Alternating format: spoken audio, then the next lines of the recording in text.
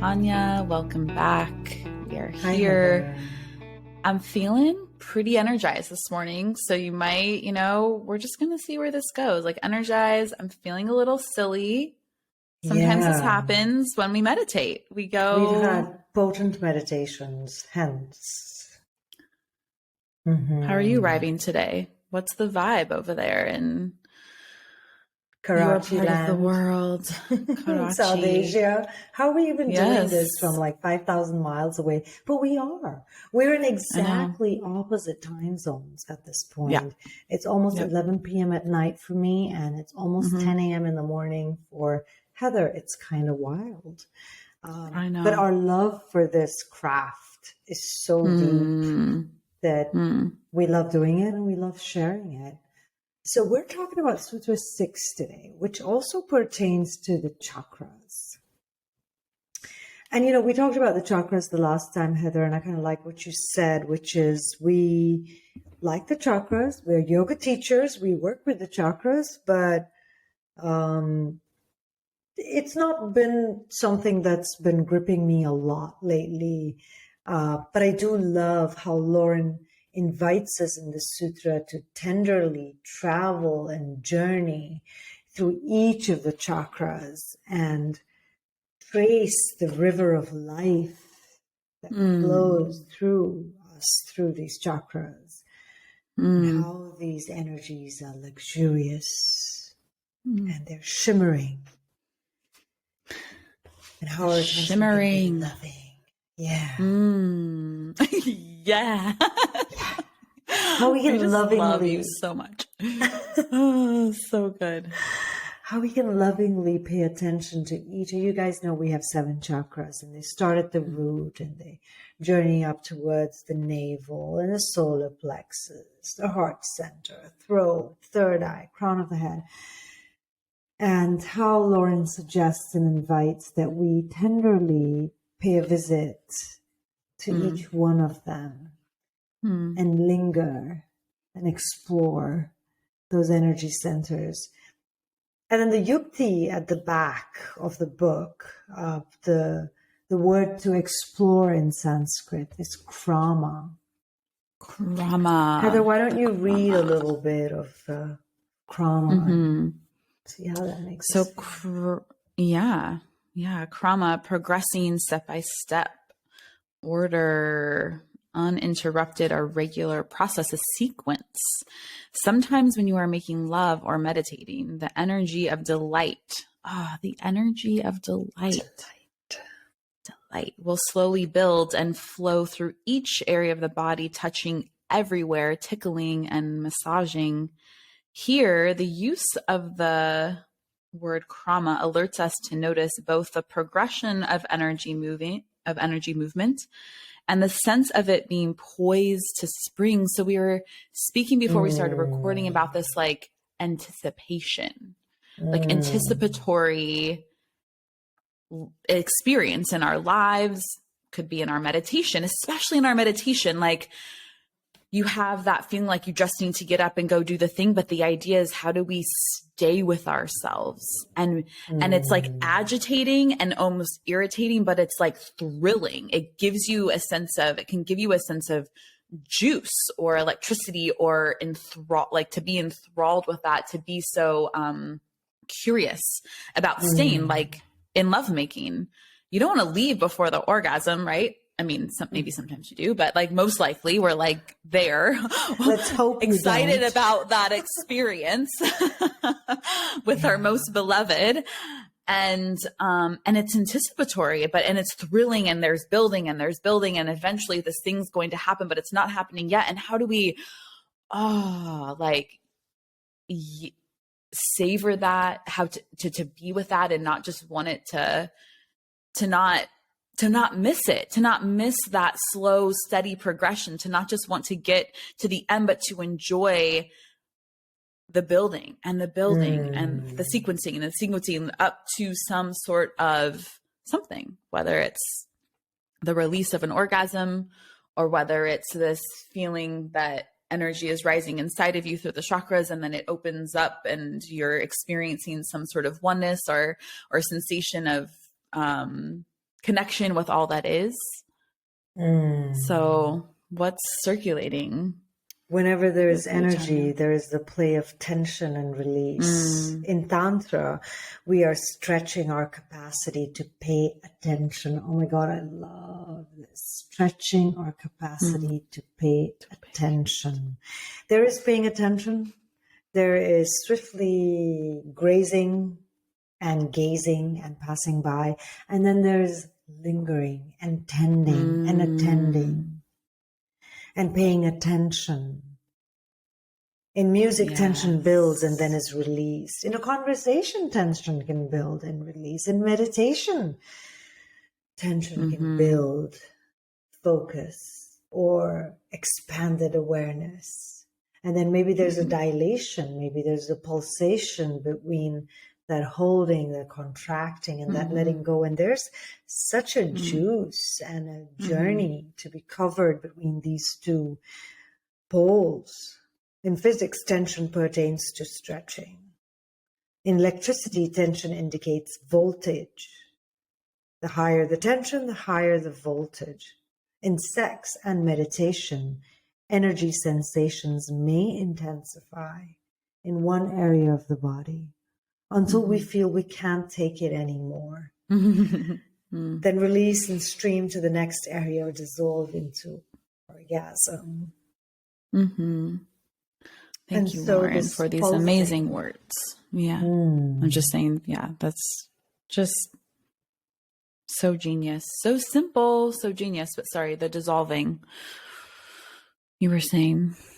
And I think this is really forgiving as well. If you were using this and bringing this into your meditation right now, this ability to gently observe and absorb, and then to really, really narrow in on it and focus and zone in, and then have a moment of expanded awareness and step back.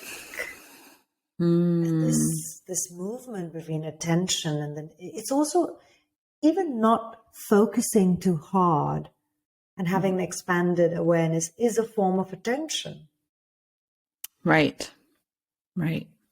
Everything. Yeah, all these layers of attention. All the different ways that we can pay attention, that we can tend to. Yeah.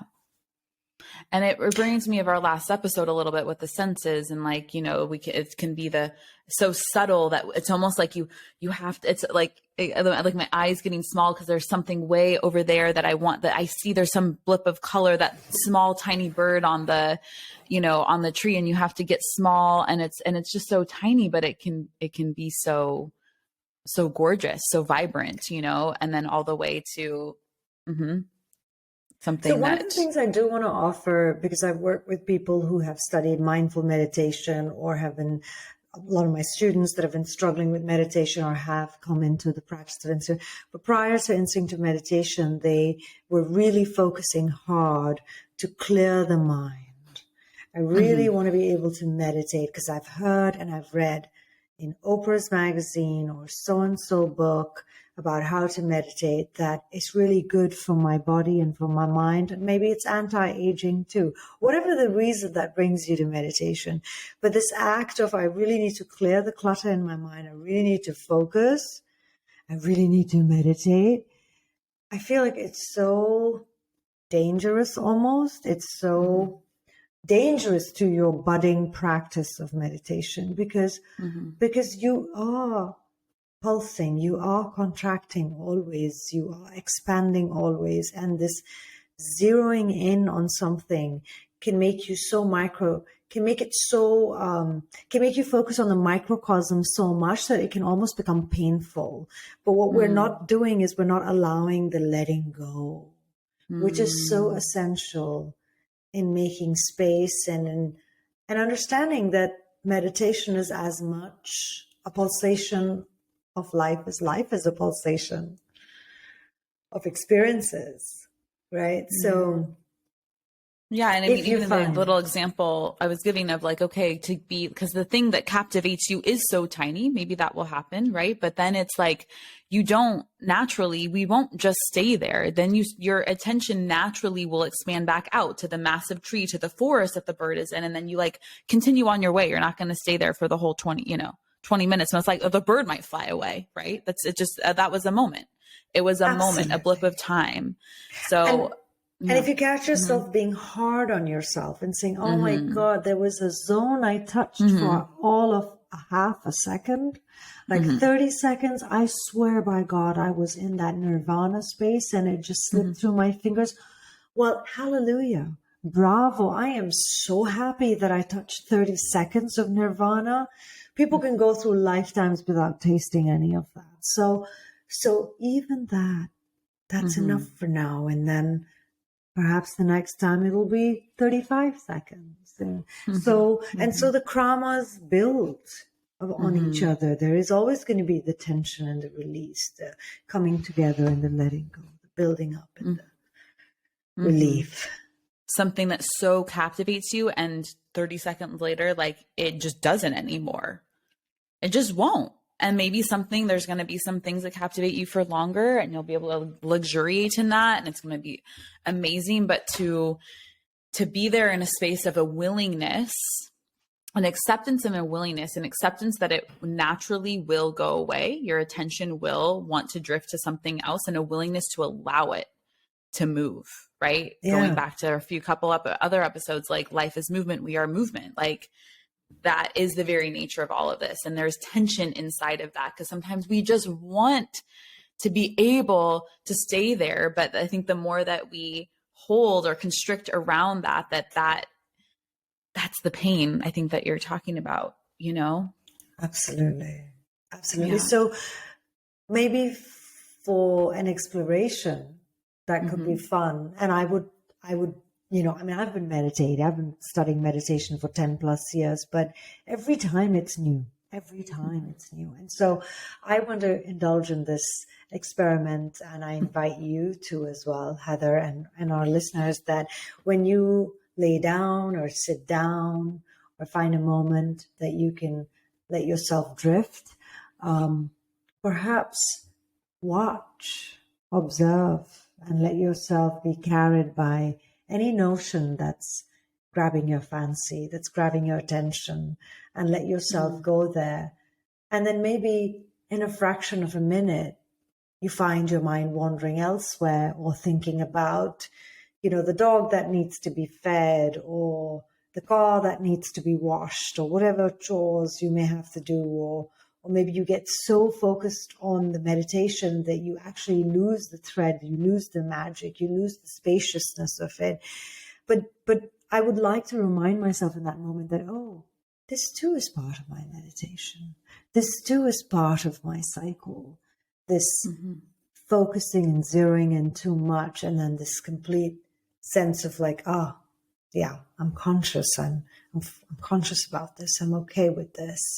This is fine. This pulsation is also part of my meditation. And this kind of also makes me want to talk about the triple Shakti model Mm. that Lorin has been teaching us, and it's such an integral part of instinctive meditation. I think we The should talk rest. about that on the next Yeah, episode. let's I do think this that. is such a beautiful way to close out for today, of that invitation to, I mean, I guess the word that comes is like this Mm. allowing for the wandering and the thing. There's going to be the thread of thoughts, or a thought that will totally take you in a direction, and you might then wander back to whatever it is that you started with, and then you may go off in 20 different tangents. But this allowing, at least at some point in your meditation journey, to experiment with this openness, this sense of freedom, and the understanding, try on the understanding that there is always movements, and from Krama today, that there is Well, there's a few pieces, the progression and then the sense of tension and release. And karmas are also build-ups, aren't they? It's like one brick on top of the other, laying the bricks, the foundation down to build the edifice of your practice. Yeah,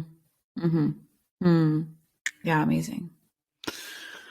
So please share. I'd love to hear what viewers and listeners experience when they go into that space and observe how the space opens and closes, how what is the nature of your attention? That's a really juicy inquiry. Great question. What is the nature of your attention? And to be open to getting to know that this week, and to be like a yes to yourself, a yes to, I'm so curious about my nature in the space of meditation. What is it?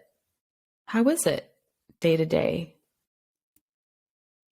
No expectations, just, all right, that's my nature today. Or maybe you'll see patterns or what have you, and this is something we can be sharing together. Yeah. Love it. I love it. Thank you so much, Tania. Thank you so much. Thank you, everyone. Of course, always for being here with us, for tuning in, for listening, for viewing, for sharing. We're excited to continue always. It's like we never want to stop, but it's good to stop. It's good to give it little bits. We talked about that as we were starting this, having not so lengthy episodes so we can take it and sort of run with it in our lives and bring it in and not feel too overwhelmed, Juicy so much morsels. Information. Juicy morsels of meditation. Oh, yes. Thank you, Tania. All right, everyone. So much love. Thank you, Tania. Love. Thank you, Bye. love. Bye.